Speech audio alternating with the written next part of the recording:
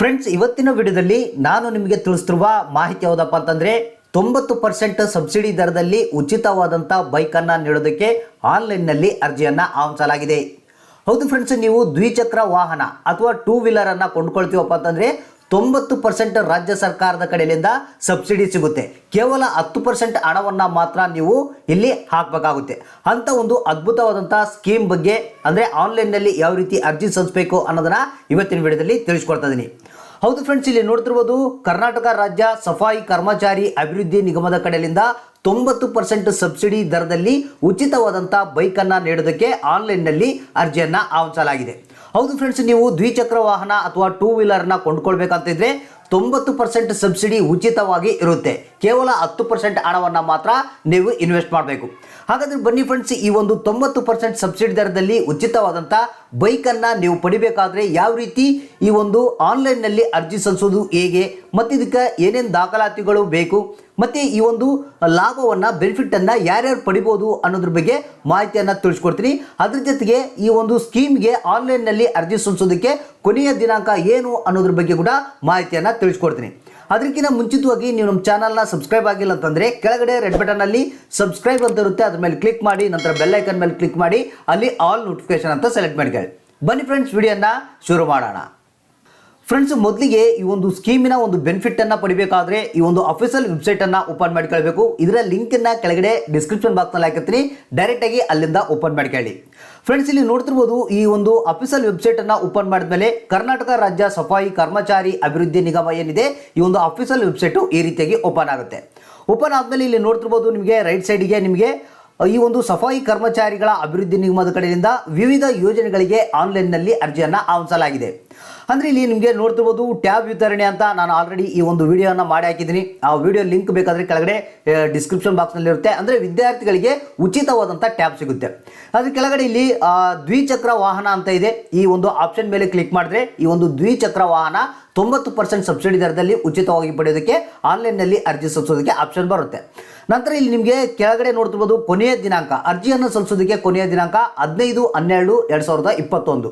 ಅಂದರೆ next month 15ನೇ ತಾರೀಕು ಏನಿದೆ ಲಾಸ್ಟ್ ಡೇಟ್ ಇರುತ್ತೆ, ಅಷ್ಟರೊಳಗಡೆಗಾಗಿ ನೀವು ಅರ್ಜಿಯನ್ನು ಸಲ್ಲಿಸಬೇಕು.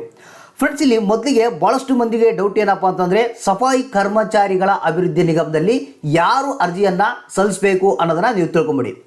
ಫ್ರೆಂಡ್ಸ್, ಮೊದಲನೇದಾಗಿ ಸಫಾಯಿ ಕರ್ಮಚಾರಿಗಳು ಅಂದರೆ ಯಾರು ಅಂತ ಅನ್ನೋದನ್ನ ತಿಳಿಸ್ಕೊಡ್ತೀನಿ. ಅಂದರೆ ನಿಮಗೆ ಗೊತ್ತಿರ್ಬೋದು ಈ ಒಂದು ಮುನ್ಸಿಪಾಲ್ಟಿಯಲ್ಲಿ ಕೆಲಸ ಮಾಡ್ತಿರ್ತಾರೆ. ಅಂದರೆ ಕಸ ಗುಡಿಸೋರು, ರೋಡ್ ಕ್ಲೀನ್ ಮಾಡುವಂಥವ್ರು, ಮತ್ತು ಸರ್ಕಾರಿ ಒಂದು ಏನು ಕಸ ಎತ್ತುವಂಥ ಒಂದು ಯಂತ್ರಗಳಲ್ಲಿ ಡ್ರೈವರ್ ಆಗಿ ಕೆಲಸ ಮಾಡ್ತಿರ್ತಾರೆ, ಕ್ಲೀನರ್ ಆಗಿ ಕೆಲಸ ಮಾಡ್ತಿರ್ತಾರೆ. ಒಟ್ಟಾರೆಯಾಗಿ ಮುನ್ಸಿಪಾಲ್ಟಿ ಕೆಲಸ ಮಾಡುವಂಥವರು, ಮತ್ತು ಈ ಒಂದು ರೈಲ್ವೆ ಸ್ಟೇಷನ್ಗಳಲ್ಲಿ, ಬಸ್ ಸ್ಟೇಷನ್ಗಳಲ್ಲಿ ಕಸವನ್ನು ಕ್ಲೀನ್ ಮಾಡ್ತಿರ್ತಾರೆ ಅಥವಾ ಏನು ವಾಹನಗಳನ್ನು ಕ್ಲೀನ್ ಮಾಡ್ತಿರ್ತಾರೆ ಅಂಥವರು. ಈ ಒಂದು ಮುನ್ಸಿಪಾಲ್ಟಿ ಕೆಲಸ ಮಾಡುವಂಥವ್ರು ಏನಿರ್ತಾರಲ್ಲ ಇವ್ರನ್ನ ಸಫಾಯಿ ಕರ್ಮಚಾರಿಗಳು ಅಂತ ಕರೀತಾರೆ. ಇವರು ಈ ಒಂದು ಸ್ಕೀಮ್ಗೆ ಅರ್ಜಿಯನ್ನು ಸಲ್ಲಿಸಿ ಇದರ ಒಂದು ಬೆನಿಫಿಟನ್ನು ಪಡಿಬೋದು. ಅಂದರೆ ಆಲ್ಮೋಸ್ಟ್ ನಿಮಗೆ SC ST ಯಲ್ಲಿ ಈ ಒಂದು ಜನಾಂಗದವರು ಭಾಳಷ್ಟು ಮಂದಿ ಇರ್ತಾರೆ. ಅಂಥವರು ಎಲ್ಲ ಈ ಒಂದು ಯೋಜನೆಗೆ ಅರ್ಜಿಯನ್ನು ನೀವು ಸಲ್ಲಿಸ್ಬೋದು. ಈಗ ಆನ್ಲೈನ್ನಲ್ಲಿ ಅರ್ಜಿ ಸಲ್ಲಿಸೋದಕ್ಕೆ ಹೇಗೆ ಅನ್ನೋದನ್ನು ತಿಳಿಸ್ಕೊಡ್ತೀನಿ. ಅಂದರೆ ರೈಟ್ ಸೈಡ್ ಇಲ್ಲಿ ಏನಿದೆ ಆ ಟ್ಯಾಬ್ ವಿತರಣೆ ಮತ್ತು ದ್ವಿಚಕ್ರ ವಾಹನ ಅಂತ ಜಸ್ಟ್ ಇದ್ರ ಮೇಲೆ ನೀವು ಕ್ಲಿಕ್ ಮಾಡಬೇಕು. ಫ್ರೆಂಡ್ಸ್, ಇಲ್ಲಿ ಕ್ಲಿಕ್ ಮಾಡಿದ ಮೇಲೆ ಆನ್ಲೈನ್ನಲ್ಲಿ ಅರ್ಜಿ ಸಲ್ಲಿಸೋದಕ್ಕೆ ಅಪ್ಲೈ ಅಂತ ಒಂದು ಆಪ್ಷನ್ ಬರುತ್ತೆ, ಇಲ್ಲಿ ನೋಡ್ತಿರ್ಬೋದು. ಅದ್ರ ಕೆಳಗಡೆ ಪೇಪರ್ ಅಡ್ವರ್ಟೈಸ್ಮೆಂಟ್ ಅಂತಿದೆ. ಇದಕ್ಕೆ ಸಂಬಂಧಪಟ್ಟಂತೆ ಸಂಪೂರ್ಣವಾದಂಥ ಡೀಟೇಲ್ಸ್ನ ತಿಳ್ಕೊಬೇಕಂದ್ರೆ ಇದ್ರ ಮೇಲೆ ನೀವು ಕ್ಲಿಕ್ ಮಾಡಬೇಕು. ಫ್ರೆಂಡ್ಸ್, ಇಲ್ಲಿ ಆನ್ಲೈನ್ನಲ್ಲಿ ಅರ್ಜಿ ಸಲ್ಲಿಸೋದಕ್ಕೆ ಅಪ್ಲೈ ಅಂತ ಇದೆಯಲ್ಲ, ಜಸ್ಟ್ ಇದ್ರ ಮೇಲೆ ಕ್ಲಿಕ್ ಮಾಡಿ.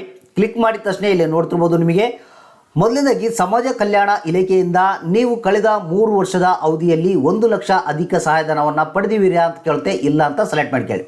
ನಂತರ ಇಲ್ಲಿ ನೋಡ್ತಿರ್ಬೋದು ನೀವು ಸಫಾಯಿ ಕರ್ಮಚಾರಿಗಳ ಅಥವಾ ಮ್ಯಾನ್ಯುವಲ್ ಸ್ಕ್ಯಾವೆಂಜರ್ಸ ಅಂತ ಕೇಳುತ್ತೆ, ಸೆಲೆಕ್ಟ್ ಮಾಡ್ಕೊಬೇಕು. ಸಫಾಯಿ ಕರ್ಮಚಾರಿ ಅಂತ ಸೆಲೆಕ್ಟ್ ಮಾಡ್ಕೊಳ್ಳಿ. ನಂತರ ನೀವು ಸಫಾಯಿ ಕರ್ಮಚಾರಿಯಾಗಿ 5 ವರ್ಷದಿಂದ ಕೆಲಸ ಮಾಡ್ತಾಯಿದ್ದೀರಾ ಅಂತ ಕೇಳುತ್ತೆ, ಹೌದು ಅಂತ ಸೆಲೆಕ್ಟ್ ಮಾಡ್ಕೊಳ್ಳಿ. ನಂತರ ಇಲ್ಲಿ ಸಫಾಯಿ ಕರ್ಮಚಾರಿ ಮತ್ತು ಅವಲಂಬಿತರು ಅಂತ ಕೇಳುತ್ತೆ. ಅಂದರೆ ನೀವು ಸಫಾಯಿ ಕರ್ಮಚಾರಿಗಳಾಗಿ ಕೆಲಸ ಮಾಡ್ತಾಯಿದ್ರೆ ಸಫಾಯಿ ಕರ್ಮಚಾರಿಗಳಂತ ನೀವು ಟಿಕ್ ಮಾಡಬೇಕು. ಇಲ್ಲ ಅವಲಂಬಿತರು ಅಂದರೆ ಅವರ ಕುಟುಂಬದವರಾಗಿದ್ದರೆ ಅದನ್ನು ನೀವು ಸೆಲೆಕ್ಟ್ ಮಾಡ್ಕೊಬೋದು. ಅಂದರೆ ಇಲ್ಲಿ ಸಫಾಯಿ ಕರ್ಮಚಾರಿಗಳು ಕೂಡ ಅರ್ಜಿಯನ್ನು ಸಲ್ಲಿಸ್ಬೋದು, ಮತ್ತು ಅವರ ಅವಲಂಬಿತರು ಕುಟುಂಬದವರು ಏನಿರ್ತಾರೆ ಅವರು ಕೂಡ ಅರ್ಜಿಯನ್ನು ಸಲ್ಲಿಸ್ಬೋದು. ನಂತರ ಇಲ್ಲಿ ಸ್ಕೀಮನ್ನು ಸೆಲೆಕ್ಟ್ ಮಾಡಿ ಅಂತ ಕೇಳುತ್ತೆ. ಜಸ್ಟು ಸೆಲೆಕ್ಟ್ ಸ್ಕೀಮ್ ಅಂತ ಇದೆಯಲ್ಲ ಅದರಲ್ಲಿ ಕ್ಲಿಕ್ ಮಾಡಿದ್ರೆ ದ್ವಿಚಕ್ರ ವಾಹನ ಅಂತ ಟೂ ವೀಲರ್ ಅಂತ ಒಂದು ಆಪ್ಷನ್ ಬರುತ್ತೆ. ಇದ್ರ ಮೇಲೆ ಕ್ಲಿಕ್ ಮಾಡಬೇಕು.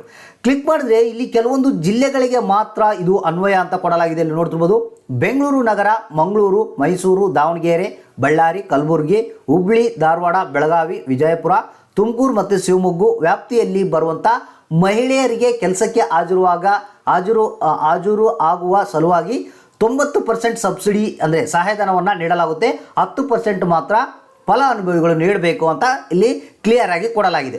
ಅಂದರೆ ಈ ಜಿಲ್ಲೆಯವರು ಮಾತ್ರ ಅರ್ಜಿಯನ್ನು ಸಲ್ಲಿಸ್ಬೋದು. ಇದನ್ನು ಗಮನದಲ್ಲಿಟ್ಕೊಳ್ಳಿ. ನಂತರ ನಾವು ಏನು ಮಾಡಬೇಕು, ನೆಕ್ಸ್ಟ್ ಅಂತ ನಾವು ಇಲ್ಲಿ ಕ್ಲಿಕ್ ಮಾಡಬೇಕು.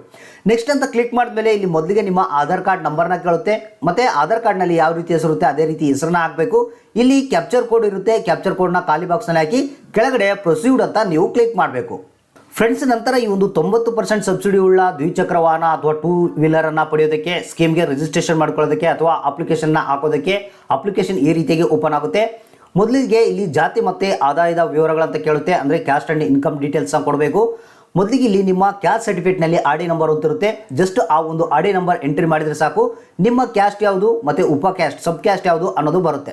ನಂತರ ಇಲ್ಲಿ ಇನ್ಕಮ್ ಸರ್ಟಿಫಿಕೇಟ್ನಲ್ಲಿ ಆಡಿ ನಂಬರ್ ಅಂತ ಇರುತ್ತೆ. ಆದಾಯ ಪ್ರಮಾಣ ಪತ್ರದಲ್ಲಿ ಆ ಒಂದು ಆಡಿ ನಂಬರ್ನ ಹಾಕಿದರೆ ನಿಮ್ಮ ವಾರ್ಷಿಕ ವರಮಾನ ಎಷ್ಟು ಇದೆ ಅನ್ನೋದು ಬರುತ್ತೆ. ಸಂಪೂರ್ಣವಾದಂಥ ಡೀಟೇಲ್ಸು ಆಟೋಮೆಟಿಕ್ಕಾಗಿ ಬರುತ್ತೆ.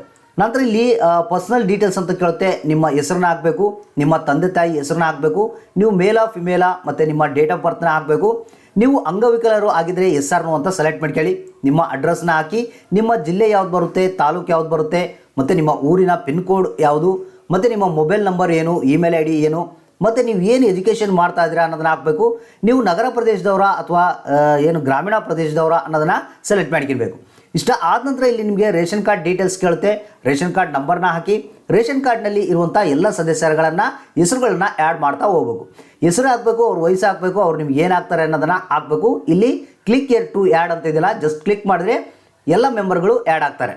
ನಂತರ ಇಲ್ಲಿ ಕೆಳಗಡೆ ಬಂದರೆ ನಿಮಗೆ ಕೆಲವೊಂದು ಡಾಕ್ಯುಮೆಂಟ್ಗಳನ್ನ ಅಪ್ಲೋಡ್ ಮಾಡೋದಿರುತ್ತೆ. ಮೊದಲನೇದಾಗಿ ಯಾರು ಅರ್ಜಿಯನ್ನು ಸಲ್ಲಿಸ್ತಿರ್ತಾರೆ ಅವರ ಒಂದು ಫೋಟೋವನ್ನು ಅಪ್ಲೋಡ್ ಮಾಡಬೇಕು. ಆ ಒಂದು ಫೋಟೋ ಬಂದು 100 KB ಒಳಗಡೆ ಇರಬೇಕು. ಈ ಒಂದು ಫೋಟೋಗಳನ್ನು ಮತ್ತು ಕೆಲವೊಂದು ಡಾಕ್ಯುಮೆಂಟ್ಗಳನ್ನ ಮೊದಲಿಗೆ ಅಪ್ಲೋಡ್ ಮಾಡ್ಕೊಂಡು ಇಟ್ಕೊಂಡಿರ್ಬೇಕು. ಅಂದರೆ ಸೇವ್ ಮಾಡ್ಕೊಂಡು ಇಟ್ಕೊಂಡಿರ್ಬೇಕು. ಅಪ್ಲೋಡ್ ಮಾಡೋದಕ್ಕೆ ಒಂದೊಂದಾಗಿ ಅಪ್ಲೋಡ್ ಮಾಡಬೇಕು. ಫೋಟೋವನ್ನು ಅಪ್ಲೋಡ್ ಮಾಡಿ ನಂತರ SSLC ಮಾರ್ಕ್ಸ್ ಕಾರ್ಡ್ ಕೇಳ್ತಾರೆ.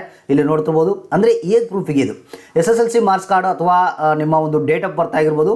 ಎರಡರಲ್ಲಿ ಯಾವುದಾದ್ರೂ ಒಂದನ್ನು ಅಪ್ಲೋಡ್ ಮಾಡಬೇಕು. ಈ ಒಂದು ಫಾರ್ಮೆಟ್ ಈ ಒಂದು ಡಾಕ್ಯುಮೆಂಟ್ ಬಂದು 100 KB ಇಂದ ಹಿಡಿದು 200 KB ಒಳಗಡೆ ಇರಬೇಕು.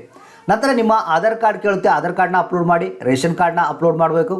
ನಂತರ ಅಲ್ಲಿ ಸಫಾಯಿ ಕರ್ಮಚಾರಿಗಳೇನಿರ್ತಾರೆ ಅವರಿಗೆ ಒಂದು ID ಕಾರ್ಡ್ ಕೊಟ್ಟಿರ್ತಾರೆ. ಆ ಒಂದು ID ಕಾರ್ಡ್ನ ಅಪ್ಲೋಡ್ ಮಾಡಬೇಕು. ಮತ್ತು ಅನುಭವ ಪ್ರಮಾಣ ಪತ್ರ ಇತ್ತಂದರೆ ಅನುಭವ ಪ್ರಮಾಣ ಪತ್ರ ಕೂಡ ಅಪ್ಲೋಡ್ ಮಾಡಬೇಕು. ಅಂದರೆ ನೀವು ಕೆಲಸ ಮಾಡ್ತಿರ್ತಾರಲ್ಲ ಮುನ್ಸಿಪಾಲ್ಟಿಯಲ್ಲಿ ಕೇಳಿದ್ರೆ ಈ ಒಂದು ಅನುಭವ ಪ್ರಮಾಣ ಪತ್ರ ಸಿಗುತ್ತೆ, ಅದನ್ನು ಕೂಡ ಅಪ್ಲೋಡ್ ಮಾಡಬೇಕು. ನಂತರ ಇಲ್ಲಿ ಕೆಳಗಡೆ ಬಂದರೆ ನಿಮಗೆ ಇಲ್ಲಿ ನೋಡ್ತಿರ್ಬೋದು ಘೋಷಣೆ ಅಂತ ಇರುತ್ತೆ. ಅಂದರೆ ಡಿಕ್ಲರೇಷನ್ ಬಾಕ್ಸು ಸೆಲೆಕ್ಟ್ ಮಾಡ್ಕೊಳ್ಳಿ. ಜಸ್ಟ್ ಸಬ್ಮಿಟ್ ಅಂತ ಕ್ಲಿಕ್ ಮಾಡಿ. ಸಬ್ಮಿಟ್ ಅಂತ ಕ್ಲಿಕ್ ಮಾಡಿದ್ಮೇಲೆ ಫೈನಲ್ ಸಬ್ಮಿಷನ್ ಮುಗಿಯುತ್ತೆ. ಇದರ ಒಂದು ಪ್ರಿಂಟ್ಔಟ್ ಬರುತ್ತೆ. ಈ ಒಂದು ಪ್ರಿಂಟ್ಔಟ್ನ ನೀವು ತೆಗೆದುಕೊಳ್ಬೇಕು. ಇದರಲ್ಲಿ ಒಂದು ರೆಫರೆನ್ಸ್ ನಂಬರ್ ಇರುತ್ತೆ. ಆ ಒಂದು ರೆಫರೆನ್ಸ್ ನಂಬರು ಮುಂದಿನ ದಿನಗಳಲ್ಲಿ ಸ್ಟೇಟಸ್ ಚೆಕ್ ಮಾಡೋದಕ್ಕೆ ಅಥವಾ ನಿಮಗೆ ಪ್ರೂಫ್ ಆಗಿ ಆ ಒಂದು ರೆಫರೆನ್ಸ್ ನಂಬರ್ ಇರುತ್ತೆ ನಿಮಗೆ. ಫ್ರೆಂಡ್ಸ್, ನಂತರ ನಿಮಗೆ ಈ ಸ್ಕೀಮ್ಗೆ ಸಂಬಂಧಪಟ್ಟಂತೆ ಏನಾದರೂ ಡೌಟ್ಸ್ ಇತ್ತಪ್ಪ ಅಂತಂದರೆ ಮೇನ್ ಪೇಜ್ಗೆ ಬಂದು ಇಲ್ಲಿ ಸಂಪರ್ಕಿಸಿ ಅಂತಿದೆ. ಜಸ್ಟ್ ಇದ್ರ ಮೇಲೆ ಕ್ಲಿಕ್ ಮಾಡಿದರೆ ಸಾಕು. ಇಲ್ಲಿ ಕರ್ನಾಟಕ ರಾಜ್ಯ ಸಫಾಯಿ ಕರ್ಮಚಾರಿ ಅಭಿವೃದ್ಧಿ ನಿಗಮಕ್ಕೆ ಸಂಬಂಧಪಟ್ಟಂಥ ಅಡ್ರೆಸ್ ಆಗಿರ್ಬೋದು, ಇಮೇಲ್ ID ಆಗಿರ್ಬೋದು ಮತ್ತು ದೂರವಾಣಿ ಸಂಖ್ಯೆ ಆಗಿರ್ಬೋದು ಇರುತ್ತೆ. ಇವುಗಳಿಗೆ ಕಾಂಟ್ಯಾಕ್ಟ್ ಮಾಡೋದ್ರ ಮುಖಾಂತರ ಹೆಚ್ಚಿನ ಒಂದು ಮಾಹಿತಿಯನ್ನು ನೀವು ತಿಳ್ಕೊಬೋದು. ಫ್ರೆಂಡ್ಸ್, ಈ ಒಂದು ಮಾಹಿತಿ ಈ ಒಂದು ವಿಡಿಯೋ ಇಷ್ಟ ಆಗಿದ್ರೆ ಒಂದು ಲೈಕ್ ಮಾಡಿ. ತಪ್ಪದೆ ನಿಮ್ಮ ಸ್ನೇಹಿತರಿಗೆ, ಬಂಧು ಮಿತ್ರರಿಗೆ ಕೂಡಲೇ ಈ ವಿಡಿಯೋನ ಶೇರ್ ಮಾಡಿ.